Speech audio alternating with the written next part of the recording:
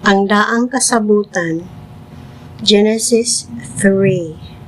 Sa tanang mananap nga gibuhat sa Ginoong Dios, ang bitin mao ang labing limbungan. Gipangutana sa bitin ang babaye, gidid-an ba di ay kamo sa Dios pagkaon sa bunga sa tanang kahoy sa tanaman?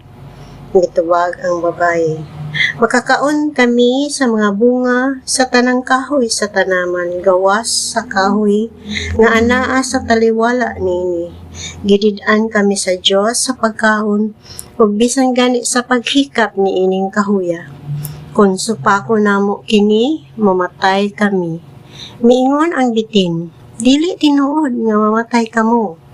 Gisulti kini sa Dios kaninyo, kay nasayod man gud siya nga kun mukaon kamo niini, maabli ang inyong salabutan ug mahisama kamo kaniya nga nasayod unsay maayo ug unsay daotan.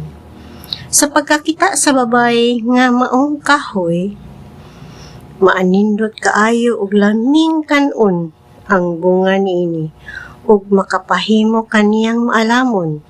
Mikuha siya bunga ug gikaon niya kini. Unya gihatagan niya ang iyang bana ug mikaon usab siya. Pagkahuman gayud nila kaon na abli ang ilang salabutan ug nakita nila nga hubo di ay sila. Busa naghimos silag mga tapis gikan sa mga dahon sa kahoy igera aron itabon sa ilang lawas. Sa pagsalop na sa adlaw, nadungog nila ang Ginoong Dios nga naglakaw sa tanaman.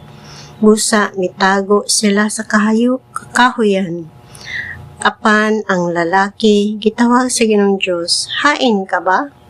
Ang lalaki mitubag, nadungog ko ang imong paglakaw sa tanaman ug giabot ako kahadlok ug mitago ako kay hubo man ako. Kinsay nagsulti kanimo nga hubo ka? Nangutana ang Dios. Mikaon ka ba sa bunga sa kahoy nga gidili ko kanimo? Ang lalaki mitubag, ang babae nga gihatag mo kanako maoy naghatag kanako sa bunga sa maong kahoy ug mikaon ako niini. Ang Ginoong Dios nangutana sa babae, nganong gibuhat mo man kini? Ang babae mitubag, giilad ako sa bitin busa mikaon ako niini. Mipahamtang og silot ang Dios ug ang Ginoong Dios miingon sa bitin, tungod niini silutan ka, ikaw lamang sa tanang mananap ang mahiagom niining tungluha. Sukad karon magkamang ka na pinaagi sa imong tiyan o magkaon ka nag-abog sa tanang adlaw sa imong kinabuhi. Himuon kong magkaaway ikaw ug ang babae ug mahimong kaaway ang imong kaliwat ug ang iyang kaliwat. Dugmukon niya ang imong ulo ug paakon mo usab ang iyang tikod. Ug miingon siya sa babaye, dugangan ko ang imong kalisdanan inig panamkon mo ug ang kasakit nga imong bation inig panganak nimo. Apan bisan pa niini mangandoy ka gihapon sa imong bana. Ug siya maoy magbuot kanimo. Unya miingon siya sa lalaki, tungod kay nagpadani ka man sa imong asawa ug mikaon sa bunga sa kahoy nga gidili ko kanimo, mahimong tinunglo ang yuta tungod sa imong gibuhat. Maghago ka pag-ayos sa tibok mong kinabuhi.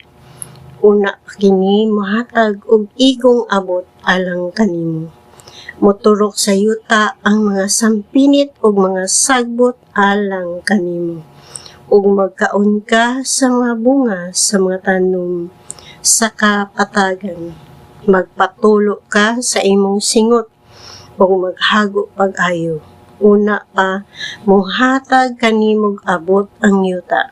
Hangtod mubalik ka sa yuta nga imong gigikanan.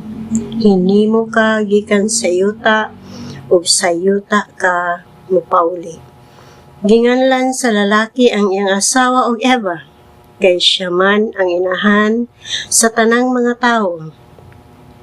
Ug nagbuhat ang Ginoong Dios alang kang Adan ug kang Eva ug mga sapot nga panit sa mga mananap ug gibistihan niya sila.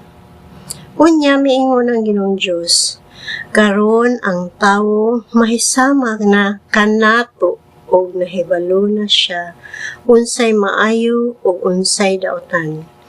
Kinahanglan dili siya tugutan pagkaon sa bunga sa kahoy nga naghatag og kinabuhi, aron dili siya magpabiling buhi hangtod sa kahangturan. Busa gihinginlan sa Ginoong Dios ang tawo gikan sa tanaman sa Eden ug gipaugmad sa yuta nga iyang gigikanan. Gipapahawa sa Dios ang tawo ug gibutangan niya ang silangan sa tanaman sa Eden ug mga kirubin ug usa ka espada nga nagdilaab ug nagtuyok-tuyok aron walay makaduol sa kahoy nga naghatag og kinabuhi.